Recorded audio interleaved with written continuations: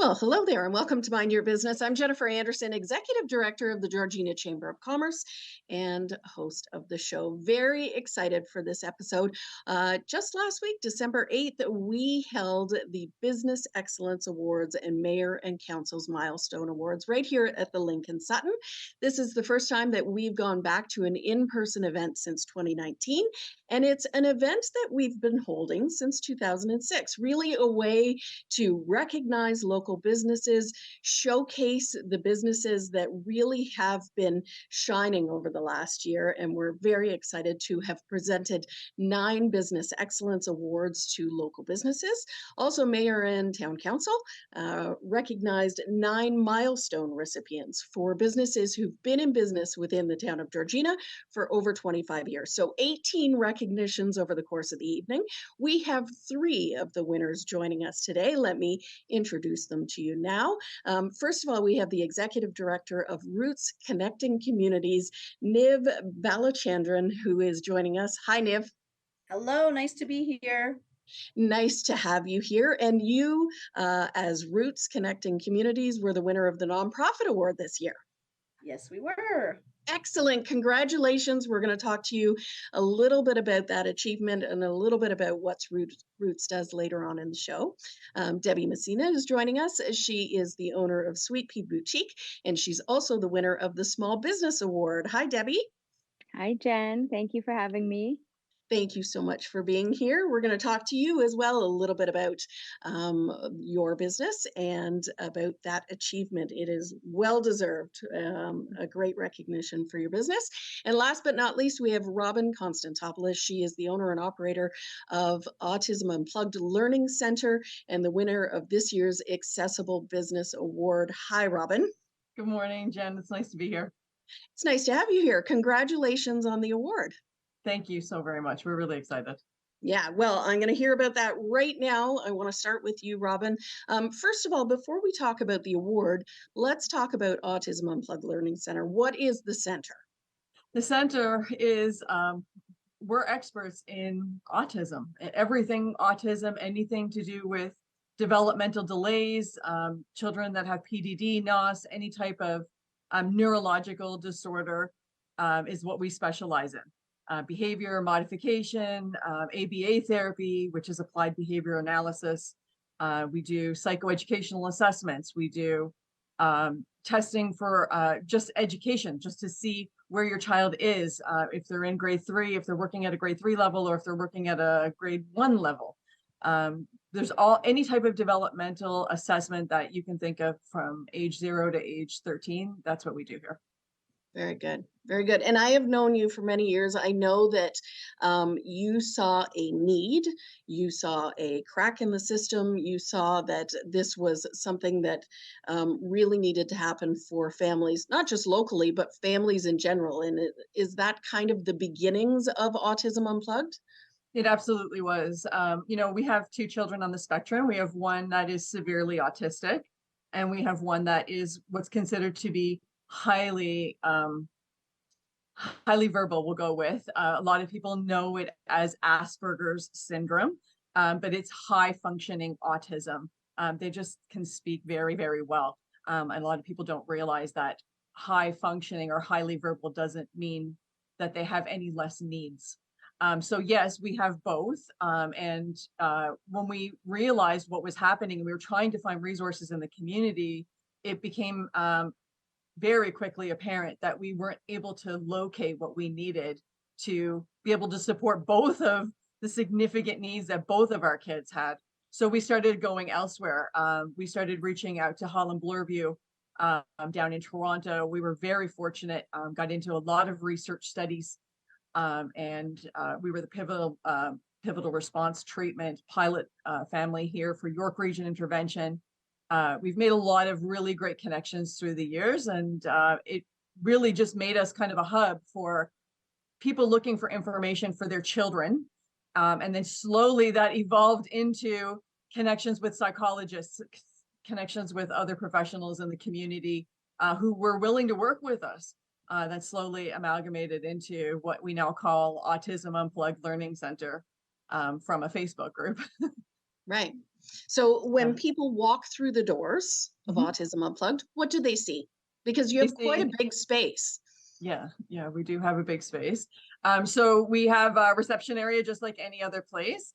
And we have a very large area in the middle that has a climber, if you will, a large play climber. It's got swings, it's got a bridge, it's got monkey bars, everything right there in the middle of the center. And we use that as a motivator for our kids. All around that main area are smaller rooms where we are able to do individualized therapy for every single child that comes here. Very good. Very good. And you are seeing that growth over the years. You're seeing the need still exist, and I assume, with the pandemic, being able to kind of navigate your way through it and reassess what the needs are for families. Right, and there absolutely is a significant need in the community where our wait list is lengthy. Um, Parents don't also have funding from the government, so that's a little bit of a challenge. Um, and a lot of families are just learning now what autism looks like. It doesn't always need to look like a severe child. Autism can look like the kid that lives next door that just, likes to get his own way, right? Or just doesn't, seems a little bit lazy. Autism looks like a lot of different things. And I think with that new knowledge in the community and that awareness in the community, we're starting to see a lot more uptake in interest in our business and in our services, because people are now starting to realize, oh, maybe I do need a psychoeducational assessment. Maybe I do need to pay a little bit more attention to what's happening with my child. Yeah. Yeah. Um, and I think it's important to kind of raise that level of awareness. And we talk about the Excellence Awards and recognizing local businesses, but there's that next level of just creating awareness to the businesses that exist within our community. Yeah, absolutely. And a lot of people don't know we're here, and we've been here for years. And it doesn't seem to make a difference to people unless it impacts them, unless they are directly impacted. So a child in their own family, for example, then all of a sudden this becomes a place, a resource, kind of like Roots or any of the other places that are here. You don't know you need it until you need it, Right. right? And so having that awareness in the community certainly does make a difference. Yeah. So the Accessible Business Award that we have as part of the Business Excellence Awards, it's fairly new. It's 3 years old, and it was created by the Georgina Accessibility Advisory Committee. So they came to us. This is a town committee. Came to us and said, we really want to be able to recognize businesses that are AODA compliant, that recognize accessibility needs, that go above and beyond. And so this year you are a recipient of that. Tell me about how that feels. It feels incredible. Just knowing that our community is acknowledging that this is something that's important, not just in our workplace as, a center that deals with children with disabilities, but also in every workplace, um, how you can make a difference with your own staff, even having visuals in your own business, or making jobs available to people with disabilities and being an equal opportunity employer. Is it the easiest thing to do? It absolutely isn't. And no one says that is. But having that acknowledgement certainly does feel pretty incredible. Yeah. One of the things that you mentioned when you were up on stage accepting your award was the fact that you wanted to recognize your staff. And I know that there's lots of different quotes. It takes a village. But Yeah. for you, I know you really recognize the people that you work with in making a dynamic learning center happen. Absolutely. And people don't realize the impact that therapy has on a family and has on the community. Because when people hear that a child is going to have ABA therapy, they're like, what is that? Always having autism therapy. But it's not just about the family or the child having autism therapy. If that child is able to better function in the community, then the family is then able to function better as a family unit. And when they can go out into the community and hold a job, Yeah. right? And that makes a difference in our wider community. So there's a great ripple there that I think a lot of people perhaps don't understand. And the work that our staff are doing here, especially through the pandemic, trying to teach a nonverbal child to speak with a mask on is very, very difficult thing to do. Trying to deal with behaviors like biting and spitting and, kids that need Kevlar sleeves. Our staff are all wearing Kevlar sleeves and bite jackets and, they're all CPI trained. It's, they are to be commended. Yes, we brought this together. Yes, this was our vision, but they are truly the heroes in our story. Amazing. Thank you so much. I just want to let everyone know, you were nominated, Autism Unplugged Learning Center was nominated several times. You were a finalist in 2 different categories, and this year you are the recipient of the Accessible Business Award. So congratulations, Robin. Congratulations to your team, and thank you so much for being a part of the show today. Thank you so much for having us, Jen. Let's talk to Debbie. Debbie is the recipient of the Small Business Award and the owner of Sweet Pea Boutique. Debbie, let's talk a little bit about your journey, because I know you're in a bigger location now on High Street, but there was a lot of stepping stones in order for you to get there. So tell us a little bit about the history of Sweet Pea. Okay. Well, originally, I was actually on Main Street in Newmarket just over 20 years ago. It was not fashion though, it was like a tabletop and giftware store. Then we closed that, had a family, and I started once my oldest daughter, was more independent and I had a son. I had more time, so I started actually just doing home parties and doing vendor shows like markets and on garage sale. And then I would host little, home parties in my house. And then I started putting things on consignment in salons, more of the jewelry part of it. I did more of the jewelry. That's how I started actually. And then I had a little boutique in Color Central who was also nominated in my category. So that was nice. And we bought this building here on High Street, not to open a salon or to open a boutique. It was just an investment. And H&R Block was in the commercial space.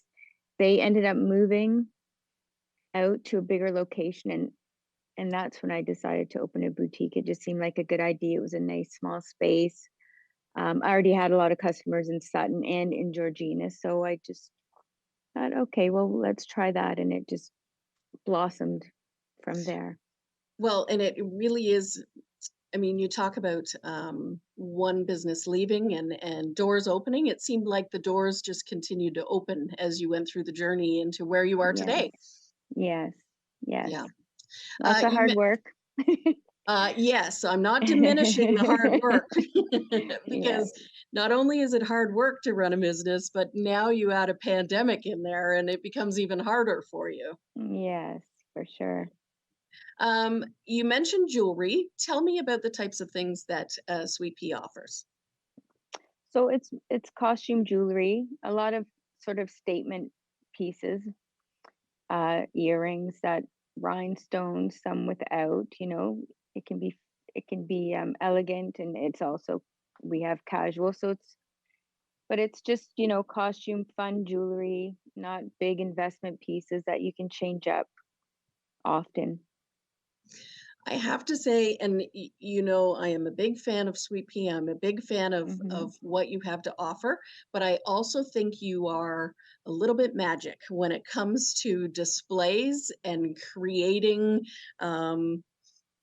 matching and putting everything together to make a beautiful ensemble. So you really have a way with how you are able to do that. Yes, that's the fun part of it. Even when I do my buying, when I go to buying shows, I'm always thinking in displays. I'm thinking of how are these all going to work together, not just as an outfit, but as a display, because I think ladies need that direction, or they want to come in and it's easy and it's there for them, things they may not have put together. So it is a bit of an art, but it's something I think about right from the start when I'm actually buying the product all the way to actually putting it on display. Yeah. Well, Yeah. you can tell, you can see that you have a love and a knack for what you do. We Mhm. mentioned the pandemic. There was really a bit of a change for you during the pandemic. You were able to open an online store. Was that kind of in the works, or was that as a result of the pandemic and what was happening currently? It it was in the works actually. I got a grant from Main Street Media, I Hmm. believe it's called, to do. I was going to do a website. I was starting with it. That kind of expedited it, but it also gave me a lot more time to focus on it as well. So I think we got sort of closed down the end of March, and the website launched the first week of May. Right. And Hmm. that is a completely different aspect to what you're doing. For sure, yes. Yeah. Tell me about Thursday night. Tell me about the awards. You are the winner of the Small Business Award this year. What does that mean to you, and what does that mean to your business? Oh, well, it was exciting. Of course, it's exciting to get the recognition for a lot of hard work, a lot of always putting your business out there, trying to get exposure. Um, Also, just giving good customer service and making sure everybody's happy that comes in, and that we're offering, you know, inclusive sizing, that we can reach as many people, um, many ages. So to be recognized, that was fantastic. It's great for of course my business, but it also is lets me know that I'm doing the right thing, that I'm helping the community, that I'm giving people the service that they're looking for and that they're happy to have. Well, and that's just it, because we did have a couple of nominators who nominated your business, and they talked about not only the customer service and the products and what you have to offer in the business, but also you as a business owner and how you extend into the community, how you help your neighbors, how you want to be able to promote local business and supporting local. So that's obviously and very apparently something that's important to you. It is. I think, especially being on High Street and being a little main street, the same way it was in Newmarket, we all have to work together. Like we all win. If we're all doing good, we all win. And I just like to see other people win also. I like to see everybody doing well. So Yeah. I'm really dedicated to that right now. That's like a real focus, and giving back to the community So for sure. is that what happens next? Because I know, you just moved into a bigger location, so that was next on your radar. What's next for Sweet Pea? Next, in terms of the store, is more growing the e-commerce part of it. I also, during the pandemic, opened an Etsy store. That's been really good. That's also very demanding. So, but honestly, what my passion is about right now is High Street, um, building the community events, being on the BIA, and you know, working with the other businesses to help them get exposure and to bring more people to High Street, kind of put High Street and Georgina on the map for everybody.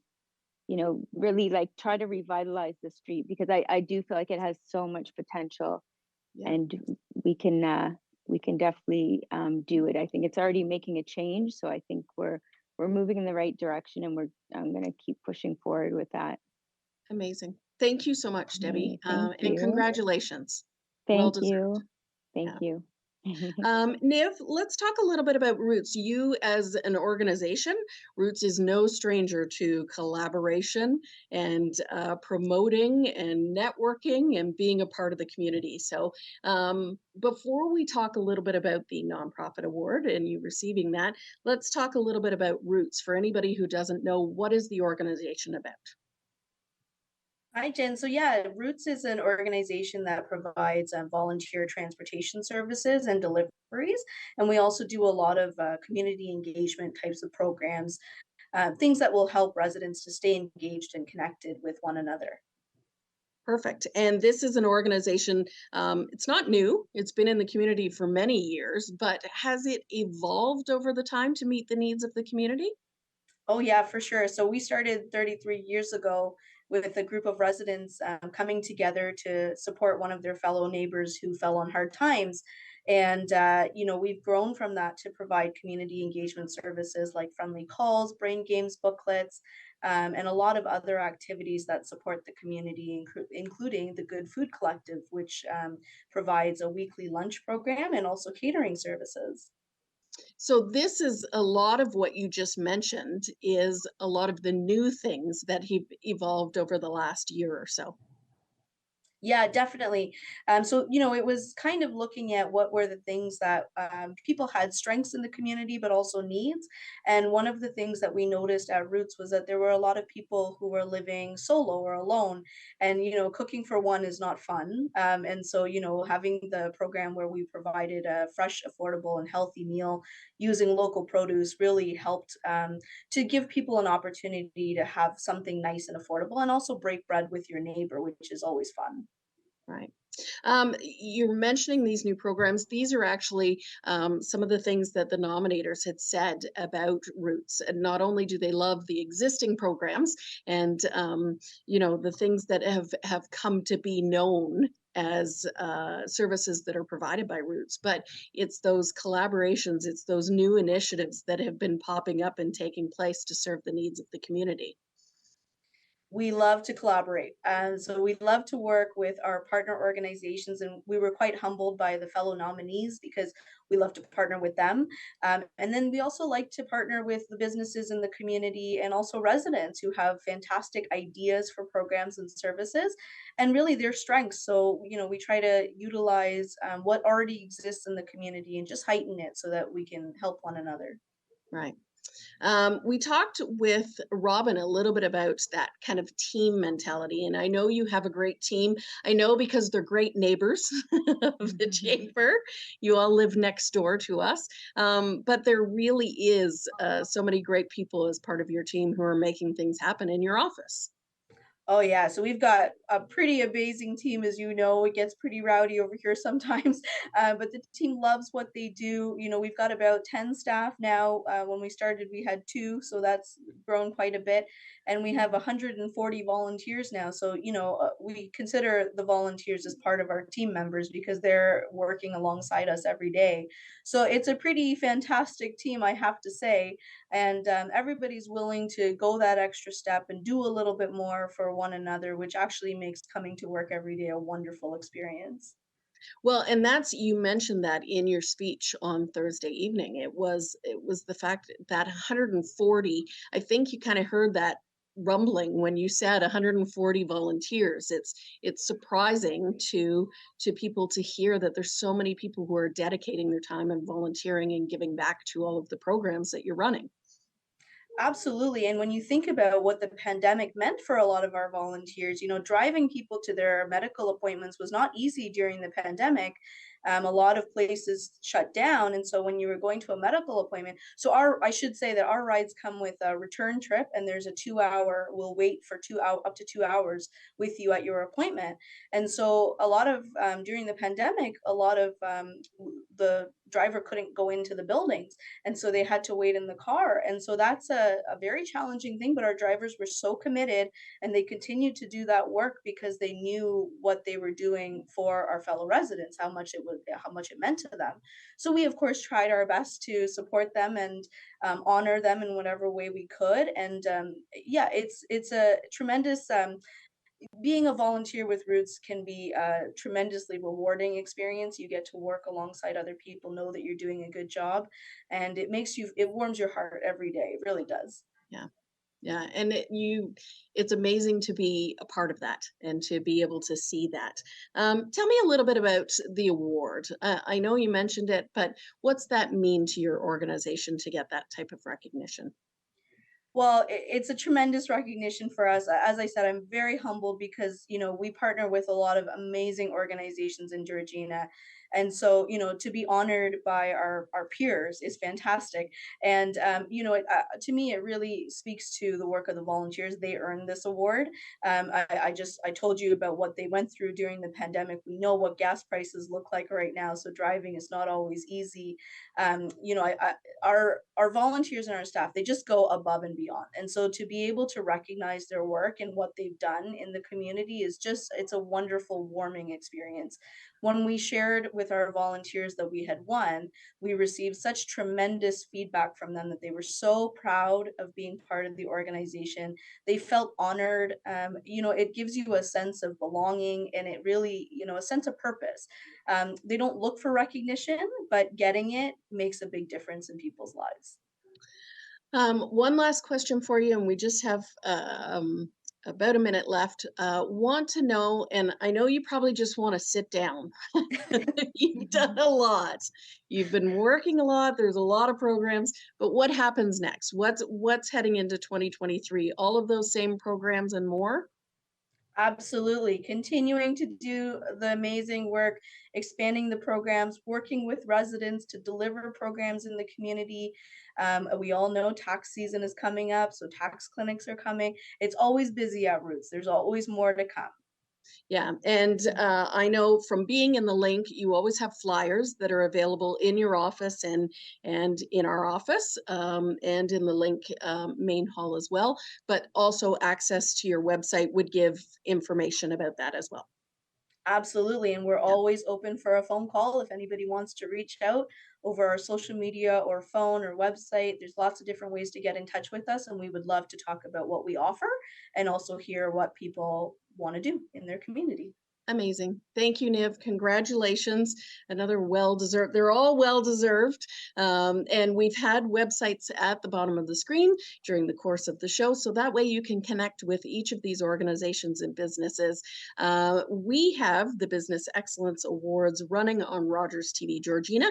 It's going to be running throughout December and January, so lots of opportunities for you to take a look at not only these three incredible businesses, but all 9 Business Excellence Award winners and the 9 milestone recipients. So you can head to rogerstv.com to find out the dates and times for the Business Excellence Awards. On behalf of everyone here at the Chamber and Rogers TV Georgina, thank you so much for watching Mind Your Business, and we'll see you next time on the show.